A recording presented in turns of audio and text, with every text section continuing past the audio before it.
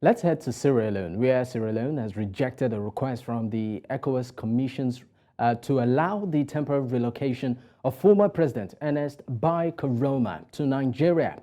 Now, Koroma faces treasonable charges over his reported involvement in the November 26th failed coup. The regional bloc had asked Sierra Leone to drop charges against the former president, allow him to retain his full entitlement as a former president, and also relocate him to Nigeria. Now, joining me on the conversation is Patrick Kadima, legal analyst, South Africa, who joins right now. Thank you so much for your time, Patrick. Hi. Good evening to you and good evening to your viewers. All right. Now, let's get straight to it. A quick one. Is ECOWAS in any way overstepping its boundaries on this one? No, I don't think so. I don't think so at all, because I think they have the authority and they have the legal and moral obligation to intervene in matters that concerns its member states. So as a regional body, it is equipped and it is capacitated with those powers to intervene when issues of security or peace and security arise in the region. So the simple answer is no, and they have the legal and moral obligation to intervene in matters that affect its member states or its the region at large. All right. I mean, let's look at the context of the situation on ground. There was a botched coup, according to the reports, by the government, and of course, the person being fingered out as one of the top involvers is the former President Koroma. And ECOWAS has been very vocal against coup plots that we've seen, pop up in several parts of Africa lately. ECOWAS have even issued sanctions to some countries that, fell into that particular bracket. But in the case of Koroma, what they are requesting is that he be paid his full entitlement, the legal, charges be dropped, and he's sent to Nigeria, more like a slap on the wrist. Doesn't that sound a bit hypocritical? And no, I think just to add to it, and also in a way interfere with the ongoing investigation.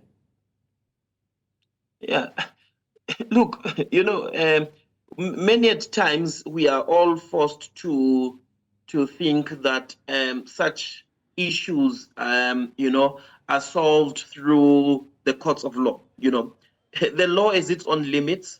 The courts for example, a court can decide, okay, good, we will send him to prison. Then what else transpires from that? Do we go into a civil war in Sierra Leone? Do we have political tensions that start arising because a former president has been put to jail by a court of law? Then the judiciary's role has ended there. It will not intervene in issues of political tensions, right? Because the judiciary on its own is independent and has its own mandate. Now, situations like this warrant the need for diplomatic intervention, warrant the need for regional blocs to intervene. Yes, there's a need for justice. There's a need that African countries need to start taking elections very seriously. There's a need for electoral reforms in several African countries. But I don't think such situations should be seen as a slap on the wrist when regional bodies such as ECOWAS want to intervene in such matters. Because I think for situations like this, there are obviously factors that are weighed. Should we intervene or should we not? Should we let the judiciary take its charge, or should we put a diplomatic solution to this? And I think for such an issue, not saying that I do not believe in the judiciary of Sierra Leone. I just believe that for such issues like this, a diplomatic solution should be the answer. One thing also to note is that the same country that we're speaking about here has just began its, I think, 3-year term at the United Nations Security Council, and it's going to be one of the countries making decisions, on global peace and security. And therefore, there is a moral obligation that the country treads very carefully in how it handles this situation, because I know you cannot be sitting on a very powerful body, for 3 years at the United Nations Security Council dealing with complex legal and international matters, but at home, things are not going so well. All right. I mean, reacting to the ECOWAS letter, the Minister of Foreign Affairs, that's Timothy Kaba, said the letter does not reflect the meeting His Excellency, that's Julius Maada Bio, held recently in Freetown with his colleagues and the West African leaders, and also the president of the ECOWAS Commission. So they will not countenance it. I would like to know your reaction on this. I think it's all, at the end of the day, it's all politicking. I don't think, the ECOWAS would want to release as a regional body, in factual remarks that happened at the meeting and what decisions were taken. It will be very surprising if they did that. I think at this point, it's probably the Sierra Leone government thinking, you know what, the deal that we probably struck for him to go to Nigeria on temporary asylum should be withdrawn, and so on and so forth. But what I believe in is that these are leaders, and they should probably try to find a solution as to what should be the solution to this issue. Another issue they could have done was to release a joint statement, between ECOWAS and the government at the same time, where, all of them have signed and said this is what we're releasing, rather than one releasing this statement and the other releasing that statement. This opens space and opens opportunity for people to say this is not what we decided at the meeting. All right, now let's look at the impact of this on the country's relationship with the international body, particularly ECOWAS and also the United Nations. What do you see happening in the coming weeks in terms of the bilateral, and multilateral relationship that exists between the country, that's Sierra Leone, and these bodies? Yeah, I don't think there'll be major, probably with ECOWAS, there'll be probably a strain in the relationship between ECOWAS and Sierra Leone. It's a member state of this body. There will be a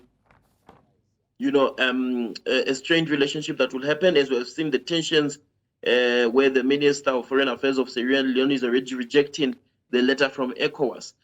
But as a regional body, I think it will need to maneuver this very, very, very carefully. You do not want to continue losing. You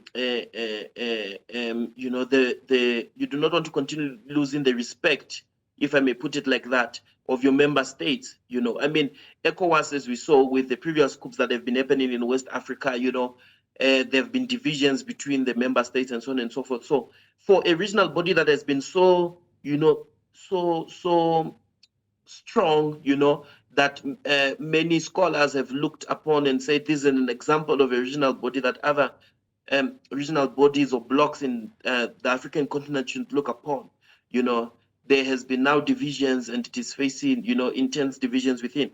But with the United Nations, I don't think it will affect it. I don't think it will affect its seat at the United Nations Security Council. It is understandable that countries do go through its domestic complications, domestic turmoils, and I don't think the relationship between it and the United Nations will be affected anytime soon. But with ECOWAS, definitely, because ECOWAS has involved itself in this matter, and therefore it needs to be able to steer the ship and make sure that this country does not, return back to the brutal civil war that it went through in 1991 to 2001. All right. Now, should Sierra Leone not, seek to, yield to the demands or request of ECOWAS? What should be their next move? Talking about ECOWAS. I don't know. It will be quite a difficult one because, if diplomacy fails, then what else can you do? I mean, we have seen about, I think it was 3 heads of states or so that intervened in this matter, and if you have failed in that, then it's complicated. What should be the next step? I don't think the next step is the African Union. I doubt that the African Union has that leverage like ECOWAS has, and therefore, if it fails, then I don't know what's the next step, what the next step will be. All right, Patrick Kadima, legal analyst from South Africa, thank you so much for your time. Thank you.